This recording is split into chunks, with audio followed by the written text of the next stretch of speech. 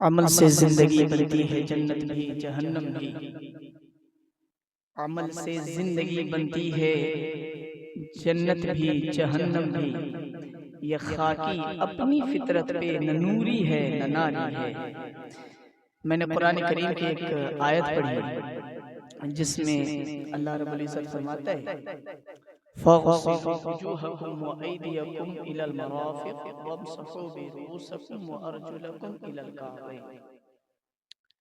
اللہ پاک ارشاد فرماتا ہے کہ جب تم نماز کے لیے کھڑے ہو جاؤ یا نماز کا ارادہ کرو تو اپنے منہ کو دھو لو، کہنیوں سمیت اپنے ہاتھ کو دھو لو، سر کا مسح کرو، پیر دھو لو، پھر نماز کے لیے کھڑے ہو جاؤ۔ آج کا میرا موضوع ہے وضو کے فرائض، غسل کے فرائض اور یہ دونوں کے طریقے۔ چونکہ ہم آج یہ دنیا اتنی سپیڈ ہو گئی ہے کہ ہمارے معاشرے کے نوجوان بڑے ہو جا رہے ہیں، شادی تک تو پہنچ جا رہے ہیں، مگر نہ غسل کا طریقہ معلوم ہے نہ وضو کا طریقہ معلوم ہے، نہ غسل کے فرائض معلوم ہے نہ وضو کے فرائض معلوم ہے، نہ غسل کی سنتیں معلوم ہیں نہ وضو کی سنتیں معلوم ہیں، کچھ بھی۔ لیکن دعویٰ ہمارا کتنا فضول ہے نا کہ ہمارا معاملہ یہ ہے کہ ہم دعوے دار ہیں کہ ہم مسلمان ہیں، لیکن ہمارے پاس ایک بھی دلیل نہیں ہے کہ ہم پیش کر سکیں، اس دلیل سے اپنے آپ کو ثابت کر سکیں کہ ہم مسلمان ہیں۔ یہ کتنی مطلب ہم اسلام کا کھا رہے ہیں، سب کچھ کر رہے ہیں۔ بیٹا خاموش رہو۔ ہم دعوے دار بنے ہوئے ہیں اسلام کے، حقدار بنے ہوئے ہیں اسلام کے، ہمارا دعویٰ ہے، ہم پرچار کرتے ہیں۔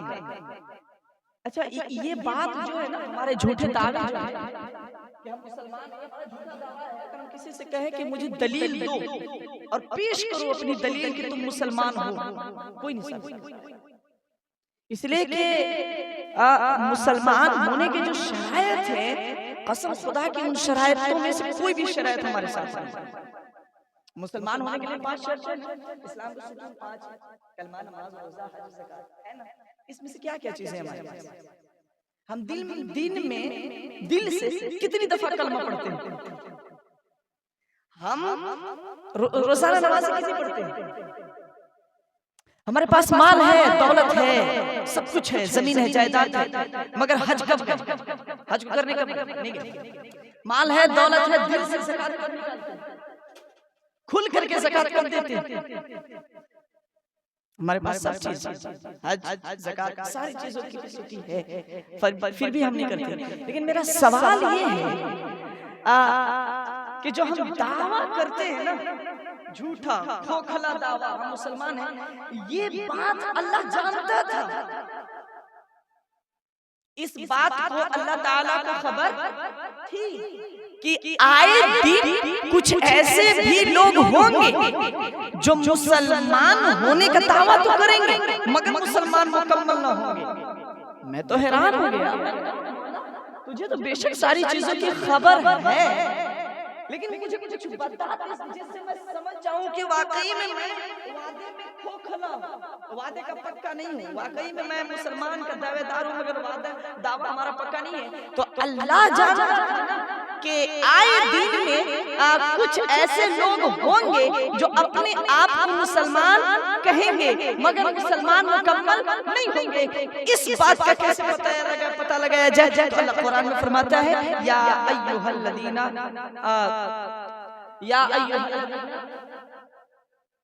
درست پڑھی، اللہم صلی علی سیدنا و شفیعنا مولانا محمد بارک وسلم۔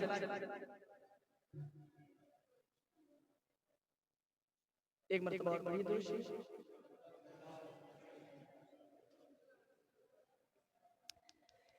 یا ایھا الذین آمنوا ادخلوا فی السلم کافہ۔ دیکھیں درود کی برکت دیکھیں، حضور فرماتے ہیں کہ جب تم کسی چیز کو بھول جاؤ، اچھا اس سے ایمان کتنا تازہ ہو گیا میرا، قسم خدا کی میں نہیں بتا سکتا۔ حضور فرماتے ہیں کہ جب تم کسی چیز کو بھول جاؤ، اسے یاد کرنا چاہو تو مجھ پہ درود بھیجو۔ اور سبحان اللہ، ابھی آپ نے دیکھ بھی لیا، میں کوئی اور آیت پڑھنے جا رہا تھا، آیت کچھ اور ہے، ہم پڑھنے جا رہے تھے یا ایھا الذین آمنوا ادخلوا فی السلم کافہ، لیکن ذہن میں وہ والی آیت آ گئی تھی یا ایھا الذین آمنوا وابتغوا الیہ الوسیلہ، میں اس کو سوچ رہا تھا، لیکن ہے یا ایھا الذین آمنوا ادخلوا فی السلم کافہ، اس کا کیا مطلب؟ اللہ پہلے جانتا تھا، درود کی برکت سمجھیں، جب بھی آپ کچھ بھولیں تو حضور پہ درود بھیجیں، انشاءاللہ ضرور یاد آ جائے گا۔ یا کوئی کھو گئی ہے سامان، کوئی سامان کھو گیا، اس کو تلاش کرنا نہیں ملا تو درود پڑھیے، انشاءاللہ وہ سامان مل جائے گا۔ بہرحال ہم وعدے کے کھوکھلے ہیں، وعدے کے پکے نہیں ہیں، یہ اللہ کو خبر تھی، اسی لیے اللہ نے فرما دیا یا ایھا الذین آمنوا ادخلوا فی السلم کافہ، کہ اے لوگو جو تو یہ کہتا پھرتا ہے کہ ہم مسلمان ہیں، چل میں بھی تجھے کہہ دیتا ہوں یا ایھا الذین آمنوا، چل تو کہہ رہا ہے نا میں مسلمان ہوں، میں بھی کہتا ہوں تو مسلمان ہے، لیکن آمنوا ادخلوا فی السلم کافہ، یہ جو تو آدھا مسلمان بنتا پھرتا ہے نا، آدھے مسلمان مت بن، پوری طرح دامن اسلام میں آ جا، پوری طرح۔ یعنی اللہ ایمان والا بھی کہہ رہا ہے، مگر یہ بھی کہہ رہا ہے کہ ایمان والا تو ہو گیا، چونکہ دیکھیے کلمہ پڑھ لینا ایمان کے لیے کافی ہے، ہو سکتا ہے چونکہ ہم کلمہ پڑھ لیتے ہیں ہو گیا، لیکن ایمان کو مکمل کب کیا جا سکتا ہے؟ ایمان کو مکمل کب کیا جا سکتا ہے؟ کب ایمان مکمل ہوگا؟ تو ایمان کو مکمل کرنے کے لیے ہمیں صرف کلمے کی ضرورت نہیں ہے، نماز کی ضرورت ہے، حج کی ضرورت ہے، زکوٰۃ کی بھی ضرورت ہے، جتنے بھی کلمہ، نماز، روزہ، حج، زکوٰۃ، یہ 5 چیزوں کا ہمارے اندر بالکل پرفیکٹ طریقے سے ہونے چاہیے، کسی چیز کو ہمیں انکار نہیں کرنا چاہیے، لیکن ہمارا دعویٰ جو ہے، ہم کہتے ہیں کہ ہم مسلمان ہیں، لیکن آپ خود سوچ سکتے ہیں کہ مسلمان ہونے کے لیے جو 5 شرطیں ہیں، ان شرطوں میں سے کن شرطوں کو ہم اپنائے ہوئے ہیں؟ ہم دن میں کتنی دفعہ کلمہ پڑھتے ہیں؟ پہلا شرط کلمہ، کتنی دفعہ پڑھتے ہیں؟ نہیں، صرف کام، روزانہ کتنی نماز پڑھتے ہیں؟ نہیں، بھول گئے، 2 شرط، 5 شرط، نماز، کلمہ، نماز، روزہ آ رہا ہے نا رمضان، دیکھیے گا ابھی سب تندرست ہیں، لیکن رمضان جیسے قریب آگے نہ کہیں گے ارے حافظ صاحب کیا بتائیں، ہم بھوکا رہا تھا، چھتیے دکھاتا ہے، پیٹوے دکھاتا ہے، بھوک لگ جاتا ہے، برداشت نہیں ہوتا ہے، سر میں درد ہو جاتا ہے، حافظ جی کیا بتائیں، ایک دم طبیعت خراب ہو جاتی ہے۔ 11 مہینہ ٹھوستے رہے ہیں، 11 مہینہ کھاتے رہے، خوب کھاتے رہے، اب اس شریر کو، اس مشین جو اللہ نے ہمارے اندر رکھی ہے، اس کو ہم ریسٹ نہیں دے سکتے؟ یار اللہ زندگی تھوڑی مانگ رہا ہے، زندگی مانگ رہا ہے کیا کہ زندگی دے دے، بھوکا رہ کے مر جائے؟ اللہ کے در سن، میں تجھے بتاتا ہوں، تو پہلے کھا لے، ایک دم صبح صادق میں کھا لے، پھر کھانے کے بعد جب میں سورج کو ڈبا دوں پھر تو کھا لینا، اس میں کوئی مرنے کی بات آ گئی؟ نہیں، تو اب روزے کا رمضان آ رہا ہے نا، کئی لوگ کئی طرح کے بہانے بنائیں گے، اور کچھ لوگ تو ایسے گٹکا پان بھی کھا کر کے گھومیں گے، پوچھ دیجئے گا ارے یار گٹکا کھاتے ہیں، پان کھاتے ہیں، اب رمضان کے روزے نہیں رہتے؟ ارے حاجی کہا بتائیں، ہم سے رہیبے نہیں کرتا ہے، ابے مردود تو رہنے کو سوچا ہی نہیں تو رہے گا کہاں سے؟ تو پہلے سوچ تو لے، ایمان تو بنا، عقیدہ تو بنا کے ہم نے روزے رکھنے، اللہ مدد کرے گا تمہاری۔ رمضان کا سسٹم دیکھتے ہیں، کتنا اچھا خوراک آتا ہے، اللہ کتنی اچھی نعمتیں ملتی ہیں ہمیں رمضان میں، ہر روز۔ اچھا جو رمضان میں ہم نعمتوں کا استعمال کرتے ہیں، اگر آج بغیر رمضان کے ہم 1 مہینہ وہی سسٹم لگا دیں تو کر پائیں گے؟ حالت خراب ہو جائے گی، لیکن رمضان کی برکت ہے کہ پورا رمضان اللہ اچھی نعمتوں سے، اور کبھی بھی نہیں آتی ہے کوئی نہیں مائی کا نام لے سکتا ہے کہ ہم رمضان میں اتنی اچھی چیزیں لاتے ہیں ہمیں کمی ہو گئی. اللہ اس کا انتظام کر ہی دیتا ہے, روزانہ افطار کا انتظام کرتا ہے بہترین چیزوں سے. یار باہر نمازیں چھوڑیے, اللہ کے بن جائیے, اللہ کے بن جائیے, رسول اللہ کے بن جائیے. روزے کا انکار کریے گا, اس پیٹ کے لیے جان بوجھ کر کے روز روز چھوڑ دیجیے گا, ایمان نہیں ہے. کتنے شرطیں ہوئی؟ کلمہ, نماز, روزہ. بات آ گئی حج کی. حج اللہ فرماتا ہے حج جب عمر کو پہنچ جاؤ, تمہاری طاقت ہے, تم طاقتور ہو اور تمہارے جسم میں قوت ہے, تم مالی طریقے سے مالدار بن چکے ہو, پیسے والا بن چکے ہو. آج کا زمانہ ایسا ہے کہ میکسیمم دیکھا جائے تو ہر انسان کے اکاؤنٹ میں 50,000 1 لاکھ کا بیلنس بنا ہوتا ہے آج کا زمانہ. اور چاہے کوشش کرے تو حج کر سکتا ہے, زمینیں پڑی ہوئی ہیں. لوگ کہتے ہیں 4 لاکھ 5 لاکھ لگا دیں گے تو کم ہو جائے گا. حضور فرماتے ہیں کہ تم چاہتے ہو کہ اپنی غریبی ختم کرو, تم بار بار حج کرو, بار بار حج کرو. اور انسان اللہ سے مانگتا ہے لیکن جب ملتا ہے رکھ دیتا ہے اس ارادے سے کہ کل کام آئے گا. کتنی عجیب بات ہے, جو اللہ آج دیا وہ کل نہیں دے گا. تو بھائی اس کو رکھا کیوں, اس کو استعمال میں لانا, اس کو استعمال میں لاؤ. کیوں؟ بیماری میں کام آئے گا. 20,000 پڑے اکاؤنٹ میں, 50,000 پڑے اکاؤنٹ میں, رکھ لیتا ہوں, بیماری میں کام آئے گا. بیماری آئے نہ یا نہ آئے, پیسے رکھ کے بیماری کو بلا لیتے ہیں. اللہ بھی کہتا ہے کہ بھائی اور تو خرچہ تب کرے گا جب بیماری آئے گی, تو لے بیماری میں خرچہ کر. تمہیں تو رکھنے کو کہا ہی نہیں, اللہ نہیں کہا جمع کرنے کو. اللہ نے قرآن میں صرف کہا خرچ کرو. ہم نے کتنے خرچ کیے؟ ایک لباس 2 سال سے پہنے, لیکن ہے اتنا اللہ دیا ہے کہ ہم دوسرا لباس تبدیل کر سکتے ہیں, مگر کنجوسی نہیں. ہم اسی کو, جبکہ حضور نے فرمایا کہ اپنے لباس کو بہترین رکھو. بتائیے اس میں کتنے لوگ کرتے پاجامے, کتنے لوگوں کے سر پہ امامہ ہے, کتنے لوگوں کے جسم پہ جبہ ہے. مسلمان تھے نا, ہمارا تو وقار تھا نا, ہمارا تو روب و دبدبا تھا نا, کہ جب ہم میدان میں اترتے تھے تو ہمارا انداز سے انداز بتاتا تھا. آج ہمارے نوجوانوں کو پینٹ شرٹ پر غیر کھڑا کیجئے, پتہ ہی نہیں چلتا کون مسلمان ہے. آج ہمارے مسلمان معاشرے میں لوگ ایسا حلیہ بنا رکھے ہیں, ڈھنگ کی داڑھی نہیں, ڈھنگ کی مونچھ نہیں, غیروں کی طرح ہے, پتہ بھی نہیں چلتا کہ اس کو سلام کرنا ہے کہ نہیں. اچھا وہ بھی سلام نہیں کرتے. کچھ ایسے بھی لوگ ہوتے ہیں جو وہ بھی سلام نہیں کرتے, اور ہمیں تو شرم آ جاتی ہے. ہم نے سوچا یار یہ مسلمان ہے یا نہیں, ایسا حلیہ ہو گیا. ورنہ پہلے کے زمانہ تھا.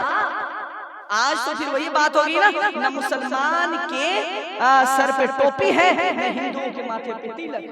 سب زمانہ جیسے کہ تیسے ہو گیا. لوگ اب اپنی مرضی سے جینے لگے ہیں. جناب اللہ کی مرضی کو دیکھ کون رہا ہے؟ ہمارا لباس دامن ایسے شرٹ کا اتنا ہی ہوتا ہے نا, اتنا ہی, اتنا مت مانیے, اتنا ہی ہوتا ہے. پینٹ کا یہاں پہنتے ہیں, رکوع میں جائیں شرٹ اوپر آ جائے, پینٹ ہلکا نیچے آ جائے, جسم کا حصہ دکھا. اتفاق سے رکوع کر رہا ہے یا وہ بھی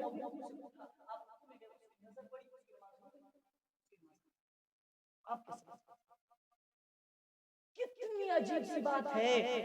ہم اتنا کہیں گے صاحبان کہ اللہ نے آپ کو دولتیں دی ہیں نا, تو وہ رکھنے کے لیے نہیں, خرچ کرنے کے لیے.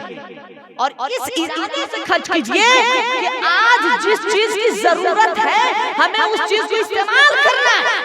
کل جو ضرورت پڑے گی اس کا انتظام اللہ کرے گا. اللہ کل بھی دے گا, لیکن خرچ کیجئے. ضرورت ہے نہیں. اور ایک بات ہو, ضرورت سے بھی زیادہ خرچہ نہیں کرنا. ضرورت سے بھی زیادہ, حضور نے اس سے بھی منع فرمایا. ضرورت سے زیادہ کیا, سب کچھ ہے, سب کچھ ہے, پھر بھی اڑاتے چلے جاتے, پھر بھی اڑاتے جا رہے ہیں. کیوں؟ اس سے اچھا ہے کہ آپ کی ضرورت سے زیادہ جو مال بچ جائے, پیسہ بچ جائے, اس کو غریبوں یتیموں کو. آج ہم خدا کی قسم کھا رہے ہیں کہ اچھا رزق استعمال کر رہے ہیں, اچھا کھانا کھا رہے ہیں. کئی ایسے لوگ ہیں آج کے زمانے میں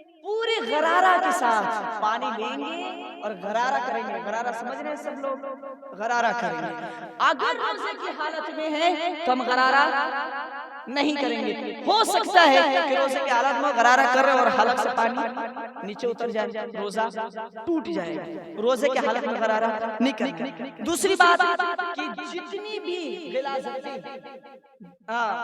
منہ کے اندر پھنسی ہیں, گندگی پھنس گیا ہے, بعض لوگ گٹکا پان کھا کھا کے دانتوں کو سڑا لیتے ہیں, ان کے دانت میں ظاہر ہے کہ ہوگا ہی ہوگا کچھ.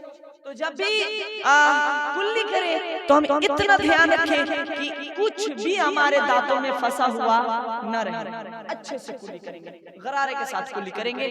انگلیوں کو دونوں طرف ملیں گے اور پوری طرح دانت کشافت کو صاف کر لیں گے. یہ کلی.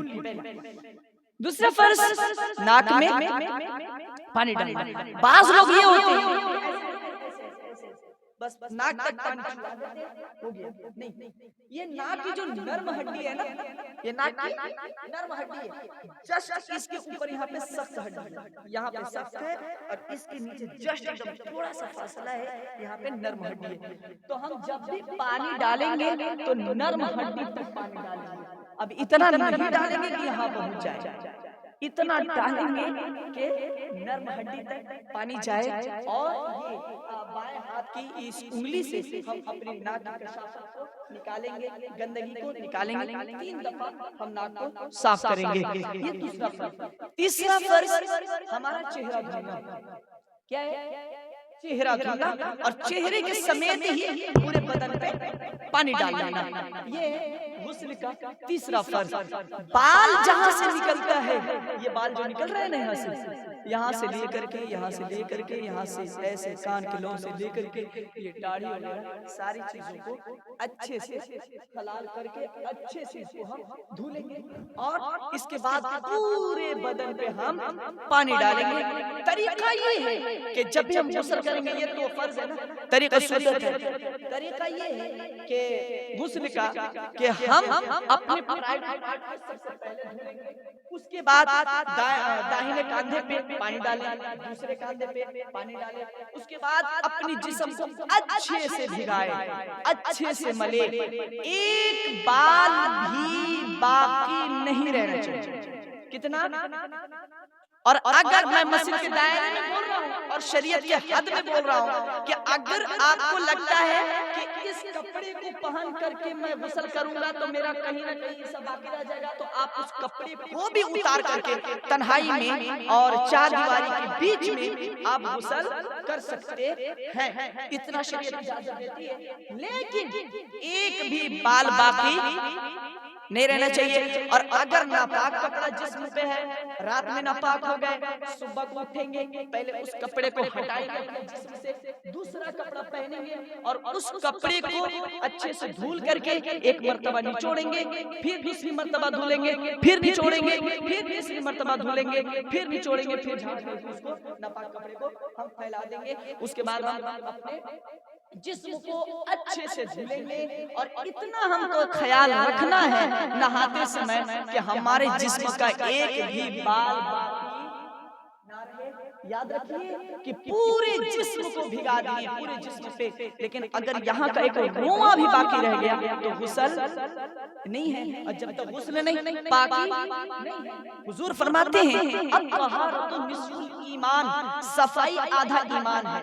صفائی کا کیا مطلب؟ اچھا لباس پہن لے, اچھا پینٹ شرٹ پہن لے, یہ صفائی ہے؟ نہیں. نوجوانوں, آج ہمارے نوجوانوں کے اندر یہ بیماری پائی جاتی ہے. بیماری نہیں, عادت نہیں, یہ بیماری ہے کہ وہ ناپاک جائیں گے, ایسے ہی استنجا کریں گے, اٹھ جائیں گے, پیشاب اٹھ جاتے ہیں. نہیں یار, پاکی کا مطلب یہ ہے کہ آپ پاک صاف ہیں. الطہارۃ نصف الایمان, صفائی آدھا ایمان, پاکی آدھا ایمان. آپ پاک رہنے کی کوشش کریں, ورنہ یاد رکھیے جب تک ایک نوجوان چاہے کوئی بھی بندہ ناپاک رہتا ہے, اللہ اس پر رحمت کے فرشتے اس کے پاس نہیں بھیجتا. ناپاک گھر میں رہتا ہے, اس کے گھر میں برکتیں نہیں آتی ہیں. اور اللہ نہ کرے کہ وہ دن آئے جو بندہ ناپاکی کی حالت میں مر گیا تو اس کی مغفرت بڑی مشکل ہے. اس کی مغفرت بڑی مشکل ہے. اس لیے صفائی آدھا ایمان ہے. صفائی آدھا ایمان ہے. آدھا ایمان ہے صفائی، پاکی. آپ اچھے سے پاک رہا کریں، اچھے سے غسل کریں. جو غسل کے ہم نے 3 فرائض بتائے ان کو اپنائیے اور اپنے آپ کو پاک رکھیے. اچھا لباس پہنیے، عمدہ لباس پہنیے، لباس اچھا پہنیے، خوراک اچھا رکھیے، کھانے پینا اچھا رکھیے، اپنی سواری اچھی رکھیے. یہ 3 چیزیں حضور کا فرمان ہے. حضور کا فرمان ہے پہلا کہ اپنا لباس اچھا رکھو، اپنا خوراک اچھا رکھو، یعنی کھانا پینا مضبوط رکھو، اچھا رکھو، اچھے بہترین کھانا کھاؤ، گوشت کھاؤ، کباب کھاؤ، لوکی کا سبزی کھاؤ، جس میں زیادہ وٹامن ہے اسے تم استعمال کرو. دوسرا لباس اچھا رکھو، کپڑا ڈھنگ کا لباس پہنو، ڈھنگ کا لباس پہنو.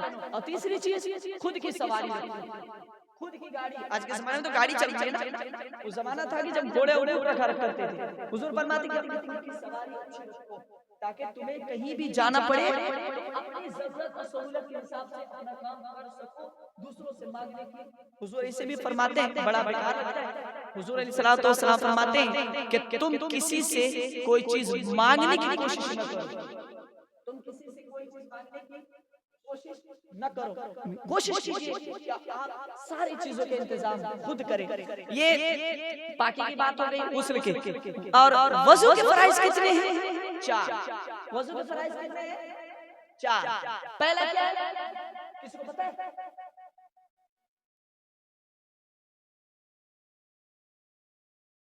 غسل کے فرائض، وضو کے فرائض 4. پہلا ہاتھوں کو دھلنا. کیا؟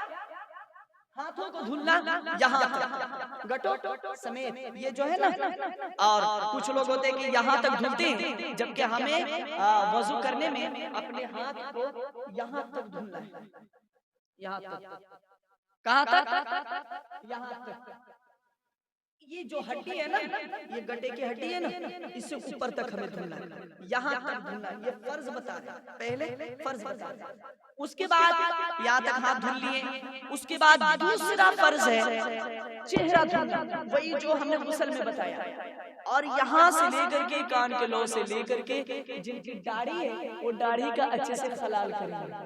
داڑھی کا اچھے سے خلال کریں گے، پوری طرح داڑھی کو بھگائیں گے، داڑھی کو دھلیں گے. داڑھی کا بال بھی باقی نہیں رہنا چاہیے. پوری اچھے سے چہرے کو دھلیں گے یہاں سے لے کر کے یہاں تک. یہ دوسرا فرض. تیسرا فرض سر کا مسح کرنا. سر کا مسح کرنا. اگر سر کا چوتھائی حصہ بھی ایسے بھی اگر ہم مسح کر لیں تو مسح ہو جائے گا، لیکن ایسے کرنا تب ہے جب ہماری نماز چھوٹ رہی ہے یا وقت نکل رہا ہے یا جماعت کھڑی ہو گئی اور ہم جا رہے ہیں وضو کرنے اور ہم کو پتہ ہے کہ ہم اچھے سے مسح کرنے لگیں گے تو ایک رکعت چھوٹ جائے گی، تو ہم چوتھائی سر کا بھی مسح ایسے کر سکتے ہیں. لیکن دراصل حقیقت طریقہ یہ ہے کہ ہم جب بھی مسح کریں گے تو یہ 3 انگلیوں کو ایسے دیکھ رہے ہیں ایسے، اور یہاں جہاں سے بال نکل رہے ہیں نا یہاں سے شروع کریں گے، پیچھے کو لے کے جائیں گے جہاں بال سیدھے ختم ہوتا ہے. اس کے بعد یہ دائیں بائیں دونوں ہاتھوں کو لائیں گے دونوں سائڈ سے. ٹھیک ہے، بات سمجھ میں آ رہی ہے؟ یہ پانی آ گیا کچھ آ گیا مان لیتے ہیں، یا ایزی بتا رہے اسی طریقے سے یہاں کا بھی پانی کچھ آ گیا. اس کے بعد آپ اس انگلی سے پورے کان کے گرہوں پہ انگلی کو پھیریں گے، پورے کان کے گرہ کو پھیریں گے آگے پیچھے اندر. اس کے بعد یہاں جو بچے گا اس حصے کو ہم گردن پہ یوں پھیر دیں گے. یہ آپ کا مکمل مسح کا طریقہ ہو گیا. اور اس کے بعد ہم پڑھیں گے اشہد اللہ الہ الا اللہ وحدہ لا شریک لہ اشہد ان محمد عبدہ ورسولہ. اور امپورٹنٹ بات یہ بھی ہے کہ آپ غسل کریں تو پہلے نیت کریں کہ ہم پاک ہونے کے لیے غسل کر رہے ہیں. آپ وضو کریں تو پہلے نیت کریں کہ ہم نماز پڑھنے کے لیے، قرآن پڑھنے کے لیے یا ثواب کے لیے وضو کر رہے ہیں. یہ سب سے پرفیکٹ چیز ہے، پہلے ہمیں نیت کرنی ہے. دوسری بات تیسرا فرض ہو گیا سر کا مسح. چوتھا فرض کیا ہے؟ اپنے پیروں کو دھلنا. پیروں کو کہاں تک دھلیں گے؟ یہاں تک. کہاں تک؟ یہاں تک. یہ جو گٹا ہے نا یہ دونوں کے اوپر سے ہم پیر کو یہاں تک دھلیں گے اور یہ جو انگلیوں کا حصہ ہے ان انگلیوں میں بھی اپنی انگلی کو پھیر دیں گے تاکہ یہاں پہ رہ نہ جائے، تاکہ یہاں پہ باقی نہ رہ جائے. پانی کو ہم انگلیوں کے اندر اس میں ہم پھیریں گے. اس طرح ہمارے فرض مکمل ہو گئے. لیکن امپورٹنٹ بات یہ ہے، ضروری بات یہ ہے کہ یہ ہم فرض بتائے ہیں اور فرض وضو تب ہے جب ہم ایمرجنسی میں ہو، جلدی بازی میں ہو یا پانی کی کمی ہو، تب ہم فرض وضو کر کے نماز پڑھ سکتے ہیں. لیکن اگر ہمارے پاس وقت بھی ہے، اچھا پانی بھی ہے، تو ہم سنت اور فرض کے ساتھ وضو کریں گے. سنت کیا ہے؟ پہلے کلائی تک اپنے ہاتھ کو دھلیں گے. پہلی سنت کیا ہے؟ یہ سنت ہے. ہم اپنے ہاتھوں کو یہاں تک کلائی تک دھلیں گے. اس کے بعد کلی کریں گے، اس کے بعد ناک میں پانی ڈالیں گے، اس کے بعد چہرہ دھلیں گے، اس کے بعد سر کا مسح کریں گے، اس کے بعد اپنے پیروں کو دھلیں گے. یہ سنت طریقہ ہے. تو بات یہ سمجھ میں آ گئی کہ ہم جب بھی وضو کریں گے تو ہمیں سنت کو اپنانا ضرور ہے. ہم نے پڑھا ہے اور ہم نے اپنے تخیل سے بھی سوچا ہے کہ کوئی عبادت ایسی نہیں دیکھی جس میں اللہ نے فرض کے ساتھ سنت کو نہ رکھا ہو. کوئی عبادت نہیں جہاں رب نے اپنے ساتھ مصطفیٰ کو نہ رکھا ہو. فرض اس چیز کو کہتے ہیں جسے رب نے خود اپنے لیے کیا، اپنے لیے کہا، اپنے لیے کروایا. سنت اس کو کہتے ہیں جسے مصطفیٰ نے کیا، جسے مصطفیٰ نے کہا. اللہ چاہتا ہے کہ جہاں فرض ہو وہاں سنت بھی ہو، اور مصطفیٰ چاہتے ہیں کہ جہاں سنت ہو وہاں فرض بھی ہو. پتہ یہ چلتا ہے کہ بغیر فرض کے سنت نہیں اور بغیر سنت کے فرض نہیں. ہمیں دونوں چیزوں کو اپنانا ہے. اور فضیلتیں، برکتیں، فائدہ کیا ہے؟ حضور اب اپنی بات کو ختم کرتا ہوں. حضور علیہ السلام فرماتے ہیں کہ جس نے اچھی نیت کے ساتھ وضو کیا، اچھی نیت کے ساتھ وضو کیا قرآن پڑھنے کے لیے، یا یہ سوچ کر کے کہ باوضو سوئیں گے رات میں تو رات بھر نیکی ملے گی، رات بھر ثواب لکھا جائے گا. تو بے شک آپ وضو کر کے سوئے، رات بھر آپ کو ثواب ملنے والا ہے انشاءاللہ. رات بھر پوری رات آپ کو ثواب ملے گی انشاءاللہ. میرے حضور فرماتے ہیں کہ جو اچھے نیت سے وضو کرے، ہاتھ کو دھلے، اپنے سر کا مسح کرے، چہرہ دھلے، پیر دھلے، وضو کی ساری طریقوں کو اپنا کر کے اچھی نیت کے ساتھ وضو کرے. حضور فرماتے ہیں کہ وہ بندہ اپنے گناہوں سے ایسے پاک ہو جاتا ہے جیسے ابھی اپنے ماں کے پیٹ سے وہ پیدا ہوا ہے گناہ ہو کر کے. بات سمجھ میں آ رہی ہے؟ کتنا چھوٹا سا کام اور کتنا بڑا جرم سے رہائی مل جاتا ہے وضو کے بعد. تو اس لیے وضو اچھے سے کیجئے اور اس کے بعد وضو کے بعد دعا پڑھیے. اشہدو ان لا الہ الا اللہ، یہ تو سب کو یاد ہوگا دوسرا کلمہ اشہدو ان لا الہ الا اللہ. میں گواہی دیتا ہوں کہ کوئی عبادت کے لائق نہیں سوائے اللہ کے، وحدہ اللہ ایک ہے، لا شریک لہ اس کے ساتھ اور کوئی خدا شریک نہیں ہے. واشہد اور میں پھر گواہی دیتا ہوں ان محمدن عبدہ ورسولہ کہ محمد اللہ کے بندے اور اس کے رسول ہے. اللہم اجعلنی من التوابین، اے اللہ مجھے توبہ کرنے والوں میں بنا. واجعلنی من التوابین واجعلنی من المتطہرین، اور مجھے پاک رہنے والوں میں بنا، پاک رہنے والوں میں اٹھا.